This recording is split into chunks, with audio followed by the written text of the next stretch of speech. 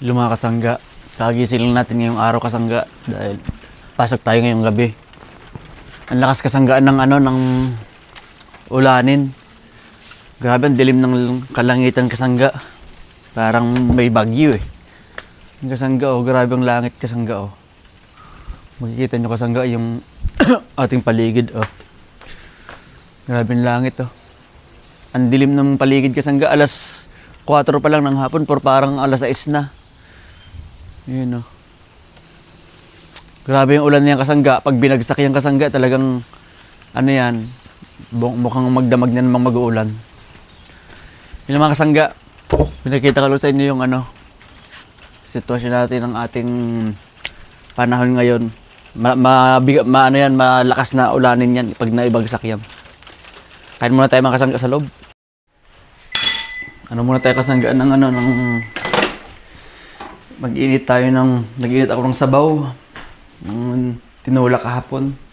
At ito namang ating pita bread ay initin natin ng 30 seconds para mainit pagka kinain natin. Pasok tayo ngayong araw kasangga. Ika-day 66 na ng ating kasangga vlog challenge at malayo-layo pang ating Kung hindi ka pa kasangga naka-follow dito sa ating Jumel Ignacio Official, follow ka na kasangga dahil marami tayong iba-vlog in the future.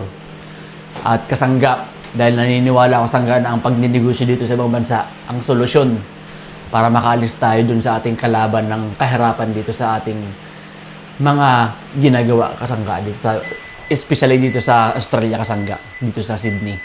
Ang kalaban natin dito yung ating hindi madali ang ating sitwasyon. Pag nag-relax ka dito kasangga ay walang mangyayari sa buhay mo, kaya kailangan mong magpursige kasangga. At para makaalis tayo doon kasangga, pag ninegosyo kasangga ang pinaniniwalaan ko na magbabago ng ating buhay dito sa ating sitwasyon kasangga, no? Kaya kasangga, samahan mo ako kasangga at ini-invite kita na pagtulungan ang ating mga gagawin in the future kasangga. Pumasok kasangga sa ating KAUPE, sa ating group kasangga, at doon natin susolusyonan ang mga bagay kasangga na magpapabago ng ating buhay. Join ka na doon kasangga at magkita-kita tayo doon. Kasangga, kain na tayo dahil anong oras na. Prepare na naman tayo at mamaya 4 na, pasok ako ng gabi, panggabi pa rin ako. Second break ko na ngayon sa panggabi at yun, ang hirap mag-adjust pag mga ganyang unang araw dahil unang-una yung tulog ang kalaban natin na pag kulang ang tulog mo, ang hirap ng pumasok sa panggabi. Kaya tayo mga kasangga, nagluto si Kati ng ulam dito. Itong sabaw kahapon ko ito niluto eh. Nagluto si Kati ng hipon. At binigyan kami kahapon ng hipon ni na paring Ryan, ni na Sis Aye. Kaya niluto na ni Kati ngayon. Sarap kasangga. Ayun dalawa lang kami ko kasi baka ako'y kati-katihin.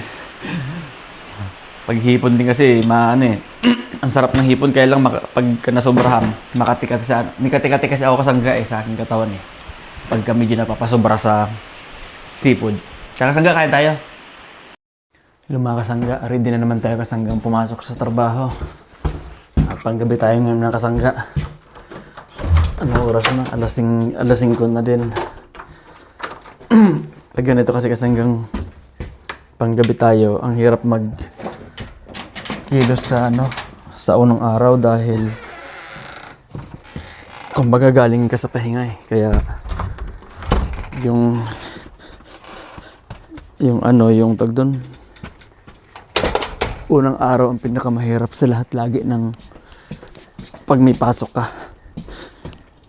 At naulan-ulan nga ngayon dito kasangga dahil kanina nga, di ba nung nakita natin kanina sa labas ang lakas ng iulan, pero hindi naman umulan ng ganun kalakas. Parang ibinagsak lang yung isang buong yung ulanin na masyadong kapalang ulap kanina para sa ulan. Kaya ayun, pag ganitong may pasok yung ating ngayon, pag ganyang unang araw kasangga, normal yung struggle ko sa unang araw. Ang struggle ko normally sa unang araw, pagka kulang ka sa tulog sa ganyang panggabi. Kaya pinipilit ko sa unang araw ko na talagang kumpleto ako sa tulog kasi ang hirap sa trabaho pag ganyang papikit-pikit ka. Tapos ang trabaho kasi namin kasangga, hindi pwedeng hindi mo tuunan ng pansin dahil pag nagkamali ka malaki ang damage sa trabaho. Kaya hindi pwedeng yung physical na ano mo ay hindi ka fit to work. Yun lang kasangga, maraming salamat sa pagsama sa atin ngayong araw sa ating ano na ba natin ngayon, di ba? 66 ng ating Kasangga Vlog Challenge. Follow ka na kasangga sa ating Jumel Ignacio Official dahil marami pa tayong vlog in the future. Take note, 365 to na vlog. At kasangga, kung naniniwala ka na ang pagninegosyo dito sa ibang bansa ang solusyon para makaalis tayo sa kahirapan ng ating sitwasyon, kasangga, samahan mo kasangga at sama-sama nating solusyonan yan. Pagtulungan doon sa loob ng KAUPE. Pasok ka doon kasangga. Yun lang ulit kasangga. Pasok na tayo ulit. Trabaho ulit tayo para sa ekonomiya. Bye-bye. Jumel Ignacio.